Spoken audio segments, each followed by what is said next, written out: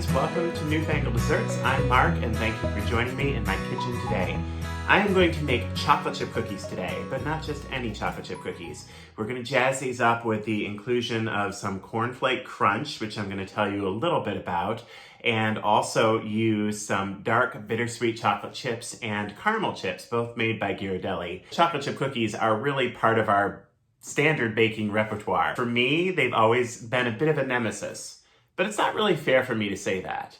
The reason that I've always had trouble with them is because I think all of us are very particular about how we like our chocolate chip cookies. For me, I like them to hold their shape, but yet I like them to be chewy in the center and nice and golden and crisp on the edges. That's a bit of an ideal to reach for. However, it can be achieved. A lot of people like them a little bit thinner, maybe a little greasier. That's not my style, but I do appreciate that other people do like them that way. And frequently, when I've tried to make chocolate chip cookies, that's exactly how mine come out. Then I get frustrated. But I do think that chocolate chip cookies are really a matter of personal preference. And there are lots of different bloggers out there and America's Test Kitchen who have wonderful articles in terms of the different kinds of chocolate chip cookies you can make. When you adjust a certain ingredient, when you add more baking soda, when you add baking powder, which is a little rare, when you add more flour, when you add all brown sugar as opposed to a mix of granulated and brown sugar, or if you add just all granulated sugar. So I would encourage you, if you are really interested in finding out more about chocolate chip cookies, to look some of those up. And I will try to post some links to some really interesting articles I have found along the way below. Today, we are going to focus on a specific recipe that is Smitten Kitchen's salted chocolate chunk cookies. They have become my standard chocolate chip cookie recipe. However, I have made them my own by adding the bittersweet chocolate chips and the caramel chips. I have not seen the caramel chips for a while in stores. If you are not able to find them, please know that you can always switch up this recipe and it works perfectly well with other chips, whether they're white chocolate chips or milk chocolate chips. So don't be put off too much if you can't find the caramel chips. If you can find them, I promise these will be such a treat for you. So I've done a lot of talking. I think it's time to move on to making these cookies. I should start by mentioning that I am using a double recipe for this. If you use the recipe on the Smitten Kitchen website, you will notice it is smaller. I make a double recipe because I like a lot of cookies. Start by creaming your room temperature butter in your mixer. This recipe does not add a lot of granulated sugar. The reason being is that you want these to be chewier, and cookies that have typically a mix of brown sugar and granulated sugar, as you would see in most chocolate chip cookies, there's usually a nice balance. However, in this one, Deb Perelman, who is the creator of this recipe, has less of a balance and leans a little bit more toward the brown sugar, which keeps these cookies chewy. I like the chewy. She does, however, add in some turbinado sugar, which is the more grainy sugar that you see. Usually it's similar to sanding sugar.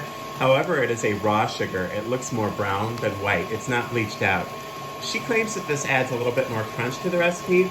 I'll admit I haven't noticed it a ton in my finished cookies, but I kind of like the uniqueness of it, so I'm going to add that to my butter as well.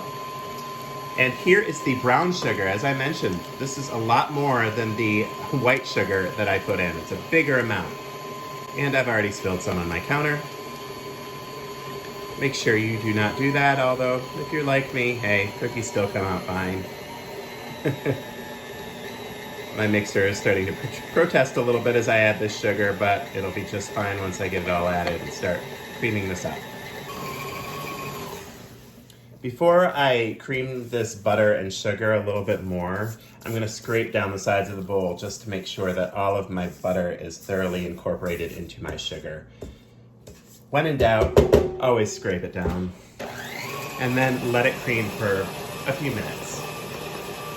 After the butter and sugar have creamed for a little while, it's time to add our eggs. I have 2 eggs here. Again, this is a double recipe, so the first recipe just has 1.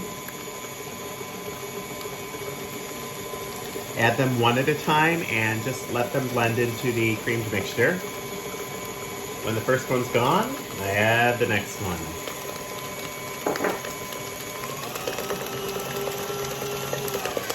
Scrape your bowl down just to make sure that once you have added those eggs, everything gets beaten together.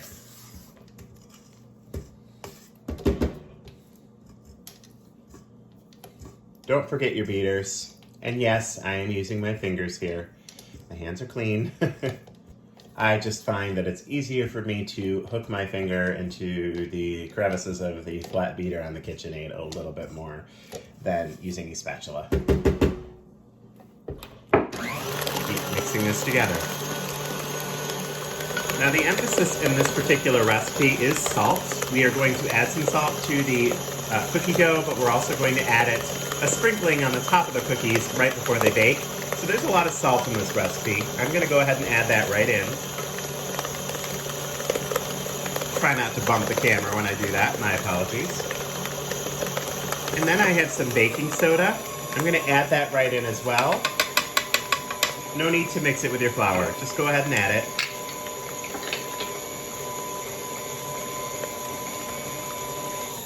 Turn down your mixer so you don't splash yourself as you add your vanilla.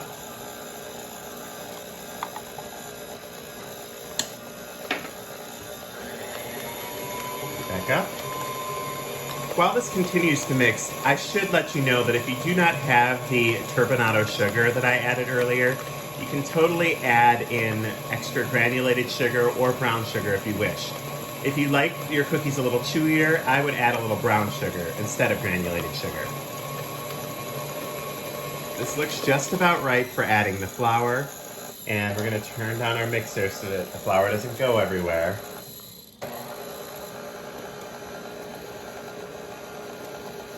And then gradually add your flour,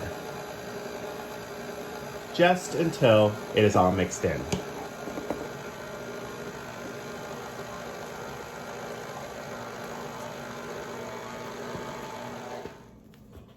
Stopping to scrape down the sides of my bowl a little bit here. I gotta tell you, my KitchenAid, I love it. I actually own 3 KitchenAids. Don't ask me to explain. Basically, when I had my Newfangled Desserts baking business, I purchased a really heavy-duty commercial one that is currently sitting in my basement because it's just so big. And then a friend of mine, shout out to my friend Derek, gave me an extra KitchenAid he had when he moved away to Florida from Wisconsin. And then I had this one that my grandmother gave me 20-some years ago, and I tell you, they could take a licking and keep on kicking. They are fantastic. My only problem with them sometimes is that they don't always incorporate the ingredients at the bottom, and it does take a little bit of an adjustment. And I could quickly tell you how you do that. You just take a screwdriver, and if you look on the inside here, hopefully you can see my finger up in the top right corner. There's a little, you'll see a screw there. You can just adjust that with your flat head screwdriver.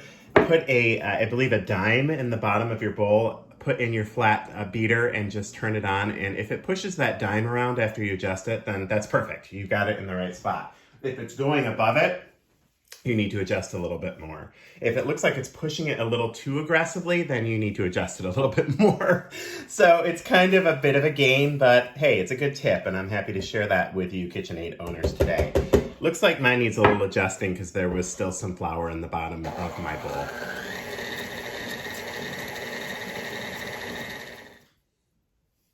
All right, I've just moved my mixer out of the way because I want to show you the batter as it looks now. It's all ready to go.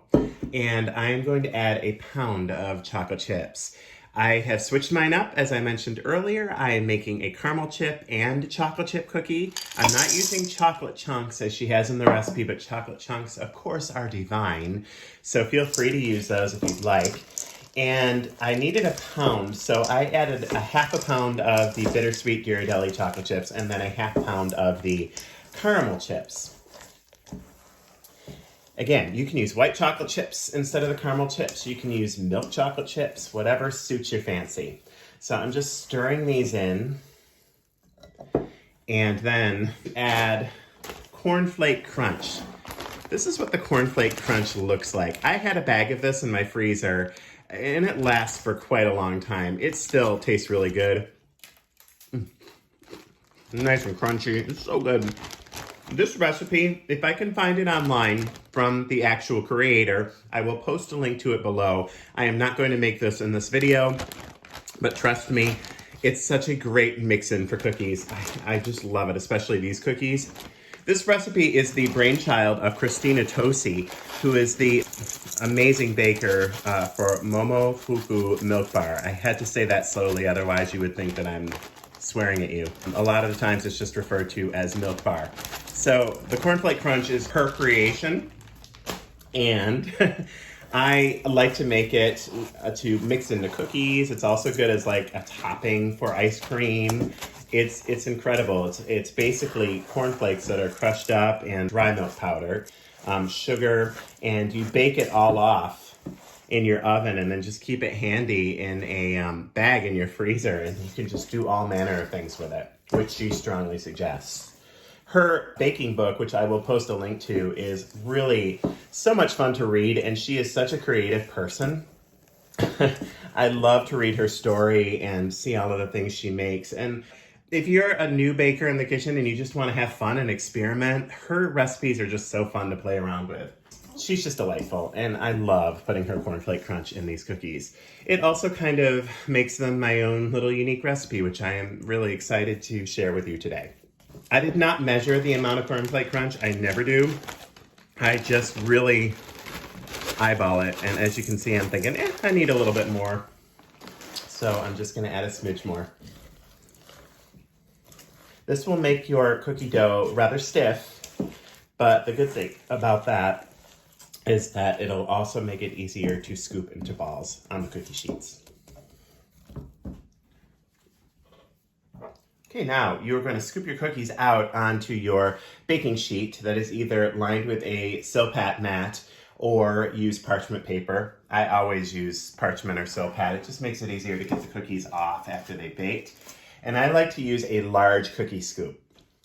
And I do space these out just a little bit, just so that if there is any spread, they won't run into each other. I actually like to just make maybe 6 at a time on a cookie sheet. Gives them lots of room as they heat up and bake to spread out. These don't spread a ton. They're actually, what I love about them is that they really keep their shape beautifully, and to me that's one of the components of a good chocolate chip cookie. I don't like them to spread too much. Again, some folks might like that. I'm gonna put 6 on this sheet and bake these off.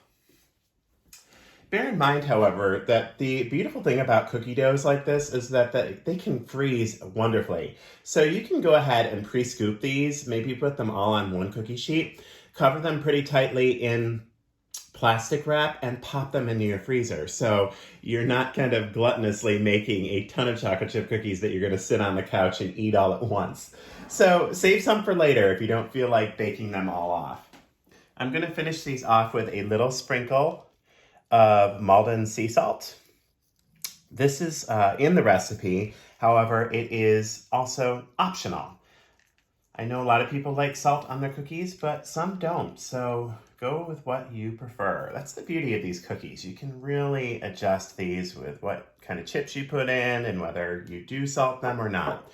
I'm gonna throw these in the oven. Well, not throw them, but you know what I mean. I'm gonna put them in the oven at 360 degrees. Yes, you heard that right, 360. Deb Perelman of Smitten Kitchen swears by this temperature for baking these cookies, and far be it from me to doubt her word. So preheat your oven to 360, and then we're gonna put them in there for, I believe I bake this particular size about 12 to 14 minutes until they're nice and golden on the edges, have still held their shape, but you can tell they're a little maybe underbaked in the centers. You're gonna let them sit on the cookie sheet for a bit just to cool and firm up a little bit more before you dive into them. Now, a question that I have been asked many times is, what about chilling the cookie dough? What exactly does that do? There are a number of fantastic chocolate chip cookie recipes that do say that you should give the cookies or give the cookie dough a good overnight rest in your refrigerator. The reason being is that when you're tossing all of your ingredients together in your mixing bowl, that flour especially is just kind of hanging out there. And once you immediately bake off your cookies, I'm not saying they're gonna come out terrible, they're gonna be great. I mean, you will see, these will be delicious.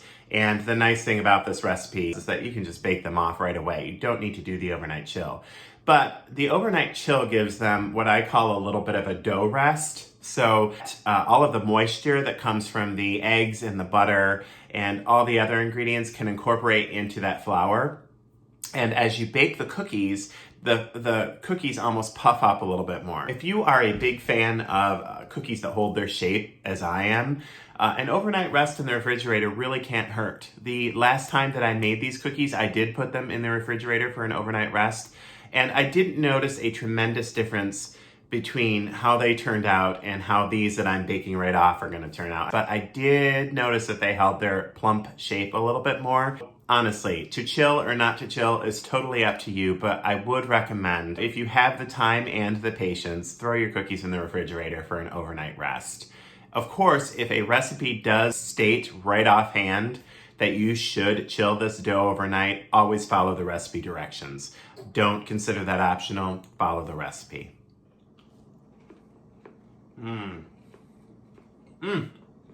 Oh, I'm sorry.